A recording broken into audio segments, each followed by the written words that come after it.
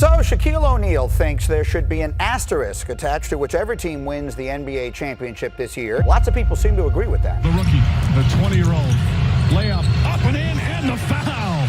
I'm not sure you're snarling. That bubble basketball, that don't count. I'm not counting the bubbles. Let's stop it. Murray, does he got another one in him? Oh, you bet he does. Driving, Mitchell, finishing, 45. And once again, those two with a postseason duel. From this side of the table, this ring should be made of cubic zirconia. It's fraudulent. It was meant to be. He got every break. It was the easiest path to a finals he has ever had by far. In a closeout game, trying to advance to the second round, Anthony Davis hits a three. Davis and now James in isolation. That's a nice pass out to Davis for three. In the 20 seasons played from 2001 to 2020, NBA home teams won 59.5% of the time, a huge advantage that in the NBA bubble became just 55.7% of the time. Not the biggest difference, I know, but looking at this chart, we can see that this would be the lowest win percentage on this list of seasons from 2001 to 2020. But the thing is though, when we look at the playoffs, I don't think we can ignore the fact that suddenly the gap between a normal playoff home win percentage, 63.1%, and the gap between the win percentage we see in 2020, the bubble, a playoff home win percentage of 48.2%. That is just not even close. Right here statistically on paper, we can see that there was a clear difference in the playoffs. The home teams just did not win nearly enough compared to the rate we have seen play out over the last 20 years. That's over 1/4 of the league's entire history. So was this fair? Does the bubble deserve an asterisk? Was this championship easier than a normal straightforward run to the finals? Well, what's up guys, Mike here, and before we jump into this, I do want to point out that LeBron and the Lakers did vote at one point to end the playoffs. It was only them at the Clippers at one point. So to me, it is pretty interesting that the Lakers became the bubble champions and the Mickey Mouse ring owners, the players people criticize, but they did vote against it. We are going to look at the 2020 finals for sure. The bubble had a lot of moments though. Doncic pulls up, three-pointer. Bang! Bang! It's good! Doncic wins the game at the buzzer! We just watched Luka Doncic have his first career game-winning playoff buzzer beater against a legendary defensive wing duo in Paul George and Kawhi Leonard, and no one really talks about this like I think they should. This was a huge deal. Remember when LeBron did this against the Orlando Magic? Lewis gets it to LeBron for three for the win. Yes! LeBron James at the buzzer! LeBron's moment, forever etched in time.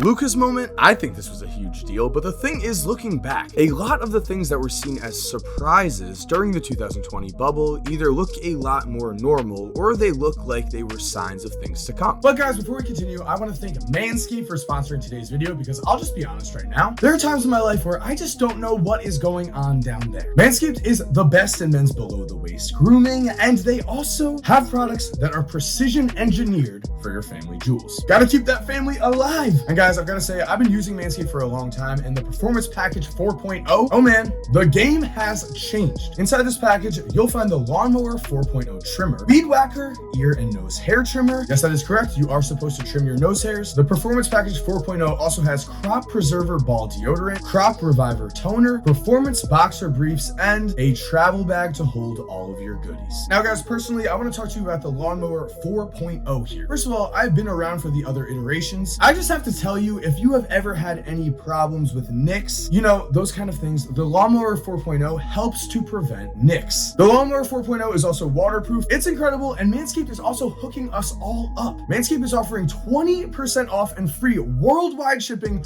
with the promo code Korzemba. That is the promo code Korzemba, guys. Trust me when I say I don't promote products that I do not like. I love Manscaped. I love them. So go get 20% off and free shipping with the code Korzemba at manscaped.com. Unlock your confidence and always use the right tools. For instance, Devin Booker and the Suns going 8-0, that was talked about a ton. They were seen as this March Madness Cinderella type team, especially after they did this. The Suns have it, 6 to play. Booker, this is for the win. Got it!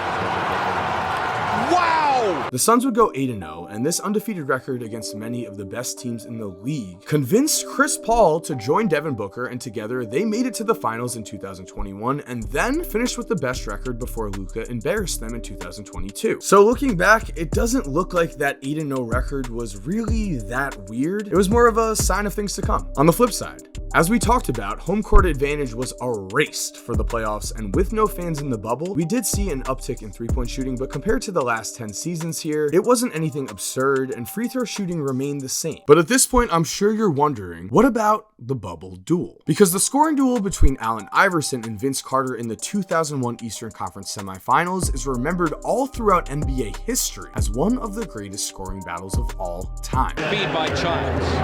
Here's Iverson for three, and he did it again! 52 points.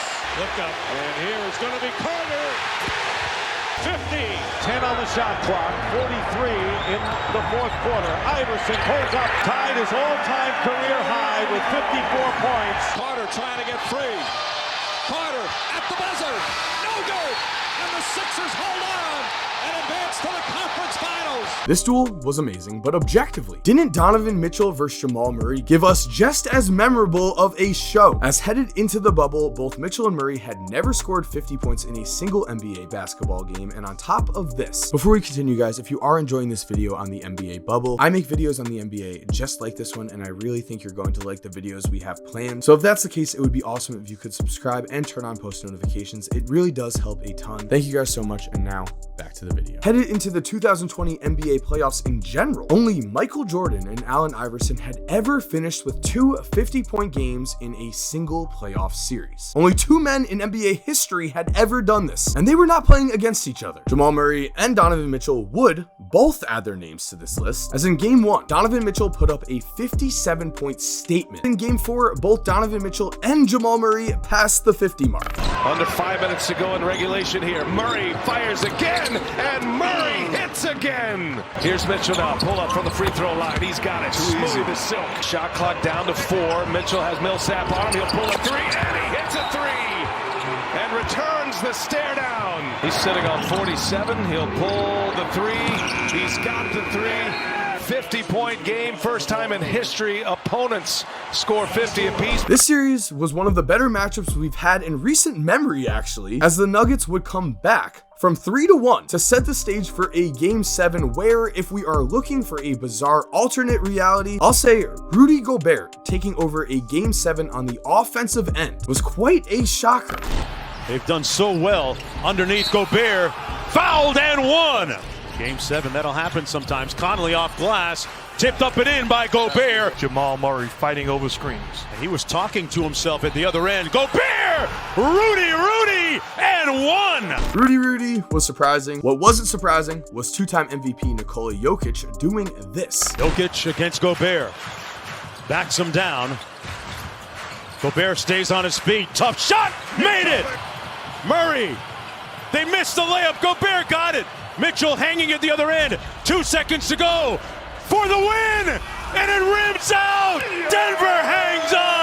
Yes, on this play, Nikola Jokic just won a playoff series. Should we call this shot the shot put? I'm about it. What I'm not about is somehow forgetting that a Game 7 series winning shot took place, that it ever happened. Jokic has won 2 MVPs, so he's certainly gotten his recognition. It's just interesting to me that these bubble moments in general seem to have kind of been forgotten. We did talk about Damian Lillard's 37.6 point per game average. I mean, in 8 bubble games to average over 37 points per game is just wild. That certainly did seem absurd at the time, except in that very same regular season 2020, for a 6-game stretch in front of fans from January 20th to February 1st, Damian Lillard averaged 48.8 points per game with 2 50 bombs and 1 61-point masterpiece. Sign of things to come, bubble weirdness, or Dame just being Dame. Dame is always capable of going off, so instead, let's talk about TJ Ward, because Bubble T was on another level, and it started right away away in game 1 of the bubble when the Pacers took down the hyped up Philadelphia 76ers behind 53 points by TJ Warren. And I just have to say, 53 points is very impressive always. But also, hasn't Ben Simmons had enough, man? 53 points by TJ Warren led to the pass by Ben. As for TJ, I will say in this bubble, he greatly benefited from two things. Being hot at the right time, for sure, that is number one. The second thing is, though, these teams did take a massive break of time off. Some people were getting sick, some people were just not practicing. Teams especially were not locked in on team defense, and TJ Warren took advantage like no other. He is hitting backdoor cut after backdoor cut. He's filling up the lanes in transition, and then most importantly, the man is a bucket. He is scoring around the rim. The thing is, though, we're not sure if this is a sign of things to come because TJ Warren just has simply not been healthy enough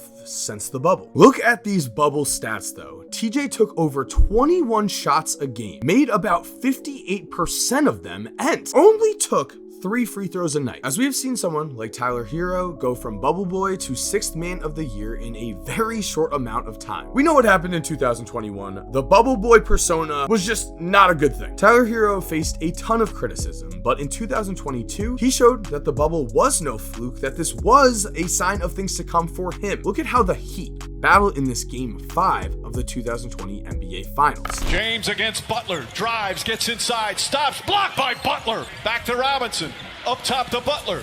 Butler pulls up, got it! Jimmy Butler does it again! Butler one-on-one with Markieff Morris.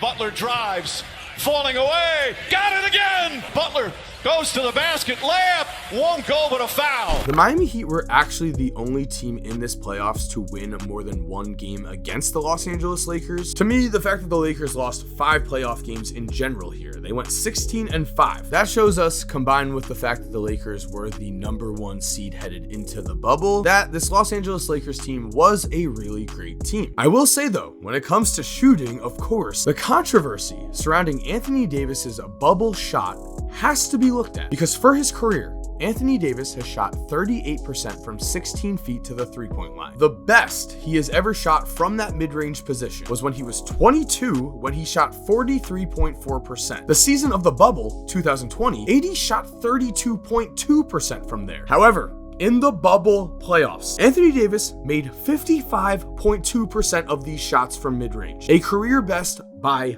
far. He also made over a 3 a night and made over 38% of his threes, as Anthony Davis would shoot just 33% from this same spot in the 2021 season, a staggering difference of 22%. So for certain players, for certain teams, the bubble atmosphere seemed to have helped. Maybe with the case of AD, it really did help the Lakers win a title, but again, they only lost 5 games in total here during that 21-game playoff run. So that does ask the question though, does someone like AD shooting at such a high rate and a high percentage here mean that the 2020 bubble is an asterisk for the NBA, mean that the 2020 NBA championship was a Mickey Mouse ring? Comment down below what you guys think. I definitely want to know. I want to see what you guys are thinking here. Personally, for me, my final answer is that the 1999 lockout was much worse basketball. A lot of those guys showed up so out of shape because they didn't even think they were going to play. The 1999 season, that Spurs title, does not have an asterisk on it. So with that in mind, I think the bubble was definitely a unique, one-of-a-kind, hopefully one-of-a-kind championship. But I'm not going to put an asterisk on it. Thank you guys for watching. Hope you enjoyed today's video. If you're new to the channel, make sure to subscribe and turn on post notifications so you never miss a video like this. If you're already subscribed, thank you so much for supporting. You're awesome. We all know it. And as always, have an awesome day, guys, and cue that music. If you're still here while the music is cued, here are 2 videos I think you're really going to like based on the fact that you're still here. I appreciate it. Let me know which one is your favorite. And again, have an awesome day.